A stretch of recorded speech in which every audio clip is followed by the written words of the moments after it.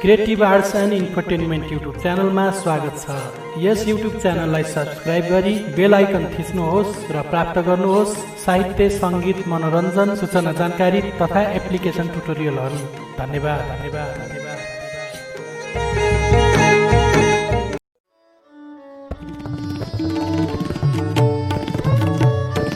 नमस्कार, creative arts and infotainment YouTube channel हेरेर बस्नुभएका तमाम साहित्य अनुरागी मित्रहरूमा हार्दिक स्वागत गर्न चाहन्छु। कार्यक्रम हो सातामा सात स्रष्टाको सिर्जना र कार्यक्रमको साथमा उपस्थित भएको छु म मोहन विश्वकर्मा। कार्यक्रम सातामा सात स्रष्टाको सिर्जनाको आज 6औं भाग रहेको छ।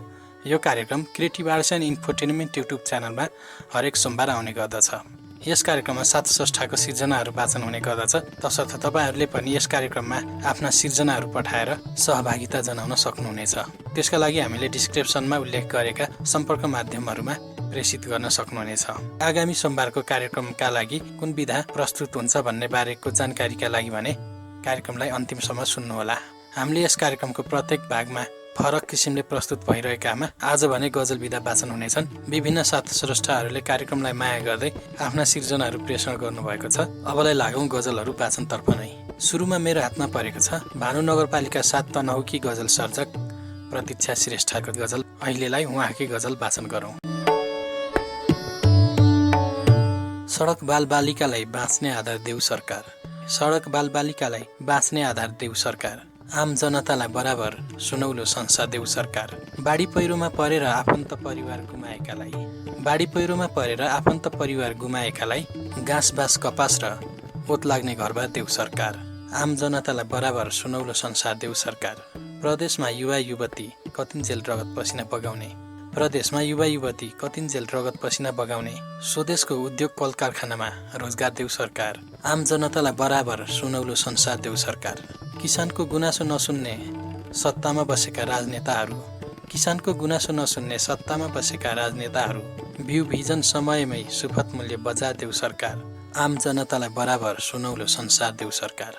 हत्या हिंसा बलात्कार निर्मूल पार्नुपर्छ, हत्या हिंसा बलात्कार निर्मूल पार्नुपर्छ, दोषीलाई कारबाहीमा मृत्युदण्ड अपार देऊ सरकार, आम जनतालाई बराबर सुनौलो संसार देऊ सरकार, सडक बालबालिकालाई बाँच्ने आधार देऊ सरकार। देशमा सुशासनको विकासका लागि आग्रह गर्दै लेखिएको भानुभक्त नगरपालिका 7 तनहुकी साहित्य सर्जक प्रतीक्षा श्रेष्ठको गजल भर्खरै मैले वाचन गरेँ। यो सुन्दर रचनाका लागि उहाँलाई हार्दिक धन्यवाद। अब म सिद्धिचरण नगरपालिका 2 निसङ्ख्य ओखलढुङ्गाका गजलकार रिजन कटवाल अरियालको गजल पनि वाचन गर्न चाहन्छु। उहाँको गजल यस्तो छ। पठाको खबर पायो पाएनौ, पठाको खबर पायो पाएनौ, छोडिसके संसार आयो आएनौ, प्रतीक्षामा कयौं दिन बिते रात बिते फिरेनौ परदेशी, प्रतीक्षामा कयौं दिन बिते रात बिते फिरेनौ परदेशी, चोखो प्यार लायो लाएनौ, छोडिसके संसार आयो आएनौ। सम्पत्ति कमाउनु थियो तिमीलाई धनी बन्नु थियो, सम्पत्ति कमाउनु थियो तिमीलाई धनी बन्नु थियो, सम्पत्तिले गाउँ सहर छायो छाएनौ, छोडिसके संसार आयो आएनौ। मेरो अन्तिम संस्कार सकिसकेपछि पनि परदेशमा, मेरो अन्तिम संस्कार सकिसकेपछि पनि प्रदेशमा हिरा टिप्न धायो धाएनौ, छोडिसके संसार आयो आएनौ। नयाँ जिन्दगी बसाले होला नयाँ घरबार, नयाँ जिन्दगी बसाले होला नयाँ घरबार, चाँडै फर्किन्छु भनी कसम खायो खाएनौ, छोडिसके संसार आयो आएनौ, पठाको खबर पायो पाएनौ। सिद्धिचरण नगरपालिका 2 निसङ्ख्य ओखलढुङ्गाका गजलकार रिजन कटवाल अरियालको यो निकै नै मार्मिक गजल मैले प्रस्तुत गरेँ। अब म कास्की पोखरा हाल पुजेरू युएईका गजल सर्जक ओम परियारको गजल पनि वाचन गर्न चाहन्छु। उहाँ युएईमा रहेर सेक्युरिटी गार्डको काम गर्दै आउनुभएको छ। अब अहिलेलाई सुनौ उहाँकै गजल।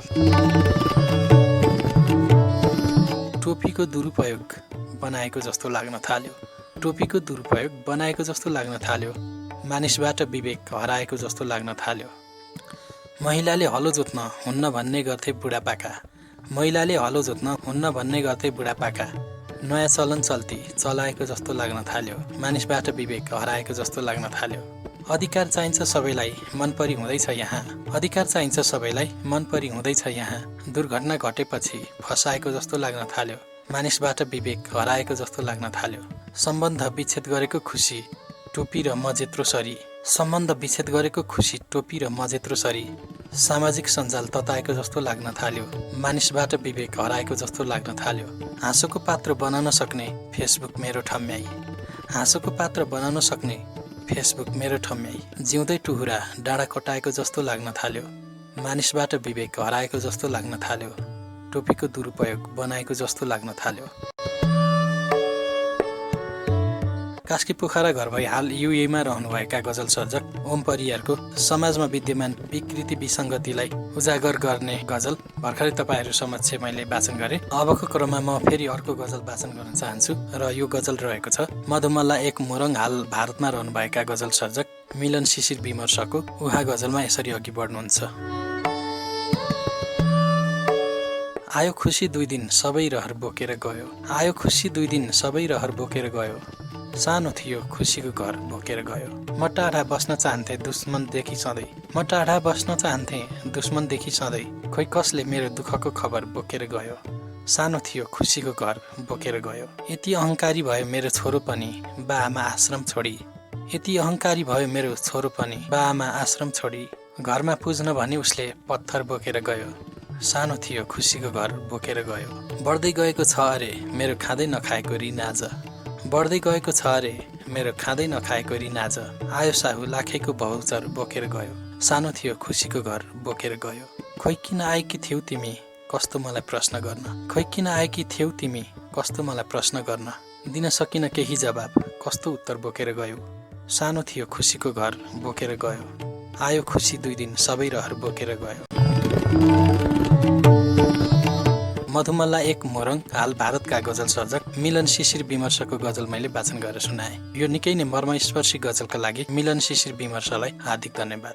अहिले तपाईँहरू सुनिराख्नु भएको छ creative arts and infotainment YouTube च्यानलको साहित्यमय प्रस्तुति कार्यक्रम सातामा सात स्रष्टाको सिर्जना। आजको प्रस्तुतिमा गजलहरू वाचन गरिरहेको छु। सात स्रष्टाको सिर्जना वाचन गर्ने यस कार्यक्रममा मैले 4 जना स्रष्टाहरूको गजल वाचन गरिसकेको छु। अबको क्रममा 5औं स्रष्टाको गजललाई वाचन गर्न चाहन्छु। यतिखेर मेरो हातमा पाल्पाको तानसेनमा घर भई हाल भारतमा रहनुभएका गजल सर्जक आयुष रेग्मीको गजल रहेको छ। अहिलेलाई उहाँकै गजललाई वाचन गरौँ। महल होइन छठमा छानो थिएन, महल होइन छठमा छानो थिएन, मसँग साँझ खाने दाना थिएन, सहन शक्ति धेरै राखेर बाँचे, सहन शक्ति धेरै राखेर बाँचे, हृदयको दुखाइ सानो थिएन, मसँग साँझ खाने दाना थिएन, प्रकृतिले सबैको इच्छा पुर्यायो, प्रकृतिले सबैको इच्छा पुर्यायो, मसँग आशाको बाल्ने दियो थिएन, मसँग साँझ खाने दाना थिएन, सफल बन्न शिक्षा चाहिन्छ, सफल बन्न शिक्षा चाहिन्छ, धेरै असल ज्ञान मिल्ने पाना थिएन, मसँग साँझ खाने दाना थिएन, थियो त केवल दुःख पीडा, थियो त केवल दुःख पीडा, सधैँभरि जिउने कुनै आधार थिएन, मसँग साँझ खाने दाना थिएन, अमर थियो मेरो मन त्यसैले त आज, अमर थियो मेरो मन त्यसैले त आज, अरूको सामु शिर झुकाउन भाग्यले दिएन, मसँग साँझ खाने दाना थिएन, महल होइन छठमा छाना थिएन। पाल्पाको तानसेन घर भई हाल भारतमा रहनुभएका गजल सर्जक आयुष रेग्मीको यो निकै नै चोटिलो र मर्मस्पर्शी गजल वाचन गरे। कार्यक्रममा फेरि अर्को गजल वाचन गर्ने क्रममा रहेको छु। अबको गजल पठाउनु भएको छ कपिलवस्तु बाणगङ्गा 9 पदरियाबाट सन्तोष ओलीले। अबलाई सुनौ सन्तोष ओलीको गजल।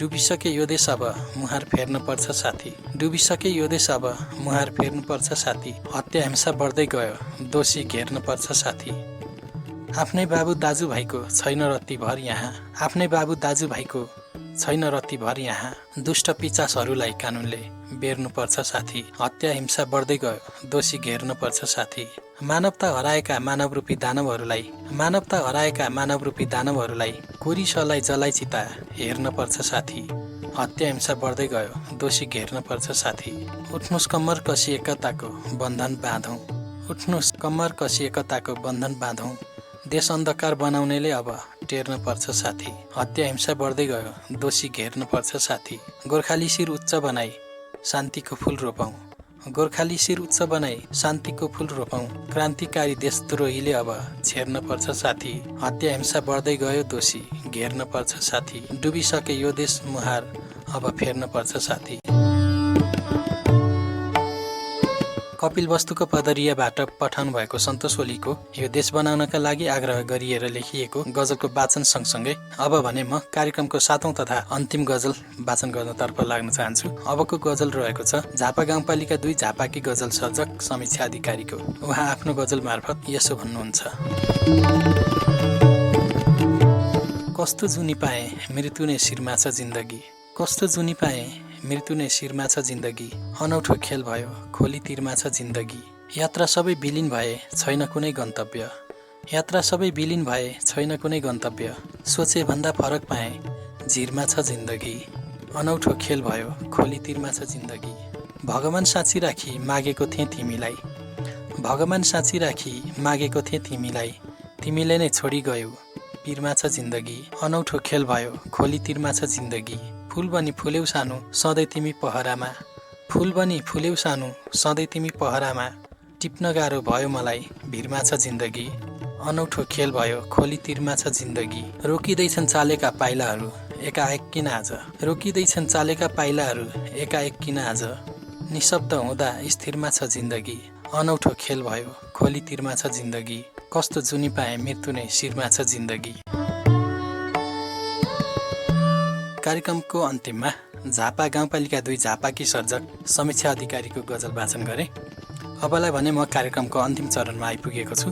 कार्यक्रम 7मा 7 स्रष्टाको सिर्जनाको 6औं भागमा आज मैले 7 स्रष्टाहरू प्रतीक्षा श्रेष्ठ भानु नगरपालिका 7 तनहु, रिजन कटुवाल अरियाल, सिद्धिचरण नगरपालिका 2 निसङ्खे ओखलढुङ्गा, ओम परियार कास्की पोखरा हाल पुजेरू युएई, मिलन शिशिर विमर्श मधुमला 1 मोरङ हाल भारत, आयुष रेग्मी तानसेन पाल्पा हाल भारत, सन्तोष ओली कपिल वस्तु बानगङ्गा 9 पदरिया र समीक्षा अधिकारी झापा गाउँपालिका 2 झापाका दमदार गजलहरू वाचन गरे। कार्यक्रमका लागि गजल पठाउनु हुने यहाँहरू 7जनालाई हार्दिक आभार। आजको कार्यक्रम तपाईँलाई कस्तो लाग्यो कृपया आफूलाई लागेको विचार कमेन्टमा उल्लेख गरिदिनु होला। अब आगामी 7औं भागमा हामी कविता विधा प्रस्तुत गर्नेछौँ, तसर्थ तपाईँहरूले आफ्ना कविताहरू पठाउन सक्नुहुनेछ। तपाईँले आफ्ना सिर्जनाहरूलाई हामीले डिस्क्रिप्सनमा उल्लेख गरेका सम्पर्क माध्यमहरूमा पठाउन सक्नुहुनेछ।